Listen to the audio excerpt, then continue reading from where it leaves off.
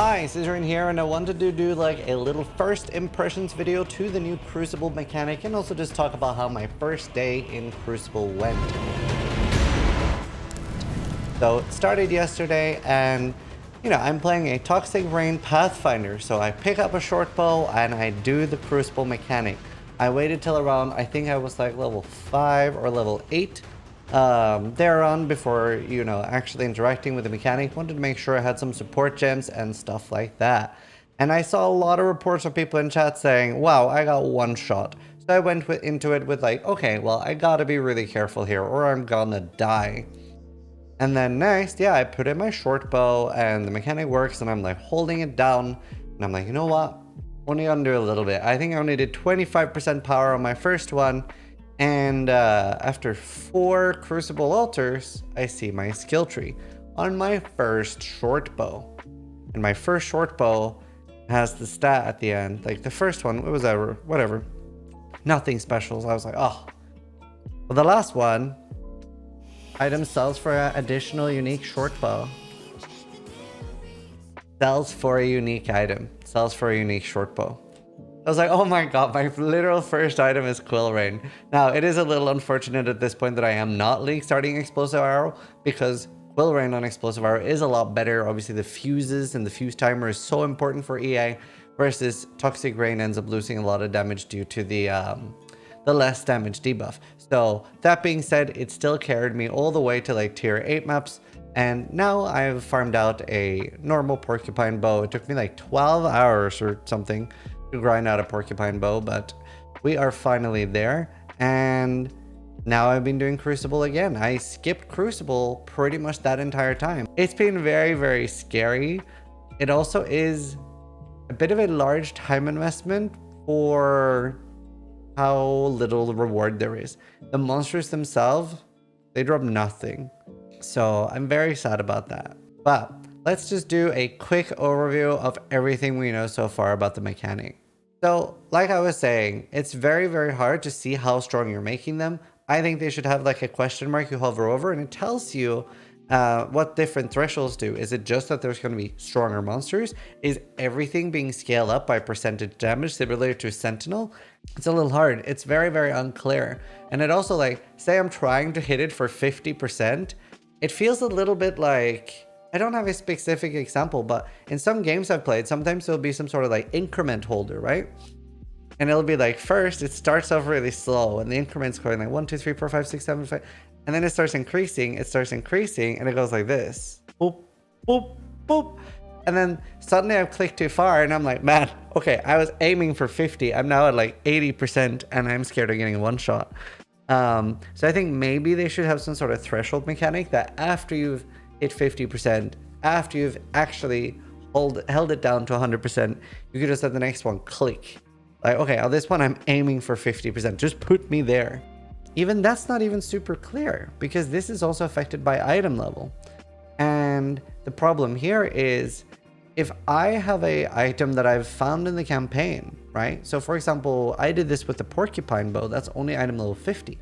So when then I'm in a 74 map and I'm forging this, that's only item level 50. So it went all the way to full really quickly and the monsters were really weak, right? So it's not even about the bar, it's about how long you're holding. So they really should have like some sort of indicative danger. Like 3 seconds is this dangerous, 8 seconds is this dangerous.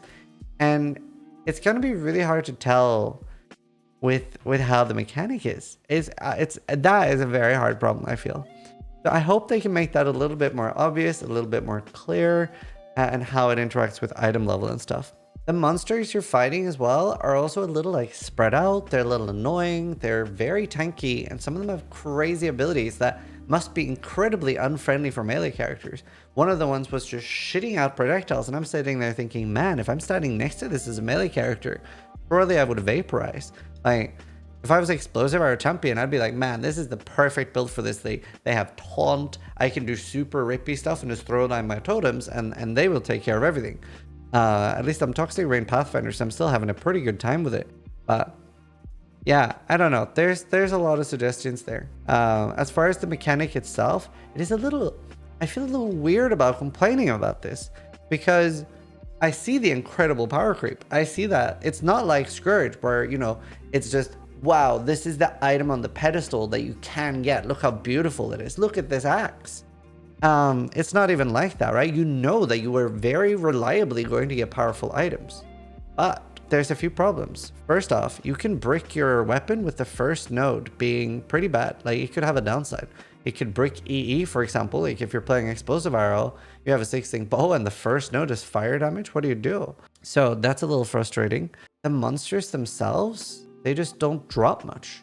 Like, we came from Sanctum where I could very easily, like, I was sitting at 2,000 Chaos Orbs on solo Selfan. Now, this is crazy and not the kind of stuff I'm expecting. But I have 3 Chaos Orbs now. At the same time, lastly, I think I had 100 or 200. So it's such a very big jump off a cliff in terms of currency, in terms of chisels. Map sustain is thereby a lot harder. Because in Sanctum, I had a lot of chisels I could use to actually roll the maps. I don't. I used all my chisels on trying to farm the Porcupine card. And I think that was just 22 or something. I only had 22 chisels so far. So it's a very, very large drop there. It's not necessarily an unenjoyable way to play the game either. I'm just a lot slower, and I think that will feel pretty bad for a lot of people. But I guess just what I'm trying to say is I'm playing standard right now. And that's fine. Like, PoE is fun, but it's not going to be fun for as long as Last League. Like, I do think that all of these are fixable problems and are changeable problems. And I think they will change them. They have such a fun base mechanic with the Crucible weapons, because that reminds me so much of the really nice replayability that Sanctum had with finding good relics. Not only am I finding really good relics for the build I'm playing, but I could try to set up a good weapon for a future build. And that has pretty cool replayability, and I really like that. So that mechanic, chef's kiss. Make it a little bit better with maybe having the ability to reroll trees or something like that. Maybe you can. I haven't even explored the full mechanic. I haven't gotten to the late base stuff, right? This is my first impression. This is like, we're talking pre-tier 10 maps kind of stuff. So there could be more in this mechanic. And I think, are there reroll things? I know you can combine trees. But at least having some sort of early, I guess that's what I'm trying to say, having an earlier reroll mechanic so that it's not super bricked. Maybe have, like, even in the campaign, like tier 5, Act 5 onwards, you can drop some sort of reroll the tree mechanic that you might have 1 or 2 of at least by the time you're in Act 10. So that if you are playing Explosive Arrow and the bow you've finally gotten is really good, you get excited to see your Crucible tree and boom, fire damage. Like, let people reroll that maybe. That would be one of my suggestions. Up the currency gain a little bit. Like, this should feel fun and rewarding. I would like to probably see more monsters, but a lot less dangerous monsters and decent rewards. And something I would like to see as well is dropping a big chance or medium chance that if I'm killing a Crucible monster, it can drop a Crucibled item. Like, it would be really cool to just drop a wand with a really good tree, because I think that's what Path of Exile does so good, and that is dropping items that makes you want to play other builds. Because if I dropped a really cool staff and I see the tree is like, whether it's even, maybe sometimes there can be that just the tree is shown and you have to level it up yourself, but sometimes you could drop like fully explored or already locked into one. There's so many things they can do there. If I drop a really cool staff with like maybe plus gem levels and the Glacial Cascade trigger, I'm like, man, am I making like some sort of cool Cold Inquisitor right now? I think they should play to their strengths there a little bit. Then at the moment, do remember that you can scour a Crucible node in the Crucible menu, and that can re-spec the node. So if it is like spec'd into the wrong things, you can get out of that, but you can't change the entire tree at the moment. As for like my gameplay and everything on day one, honestly, it's been so smooth. Like, I really like the new Pathfinder Ascendancy. I've already managed to automate 2 or 3 of my flasks. So now I'm just pressing like my live flask, and I think it's a silver flask. And the others are automated with instilling orbs. So that feels really good. I'm trying to get a belt with flask charges gained at the moment to make sure it's 100% uptime. I'm 100% suppression, over 5k life. And I'm really starting to feel like things are coming together. Finding out a bow, so I have some good damage. And yeah, just want to go for a second 6th link and keep upgrading. Probably entering, well, I am in red maps already. So we're just going to keep progressing. Maybe farm some more bows. Like, I would like to farm another set of the porcupine because it's so nice. I made a short little video about bouncing between Orchard and Courtyard. It's one of the shorts on the channel for how to farm the porcupine super easily. So check that out if you're playing any bow build. And yeah, I'm probably going to farm another one today. And hope that is an even better Crucible tree. And maybe look at like actually combining some stuff. So thanks for watching. Sub if you liked the video. But more importantly, try to die less than I do.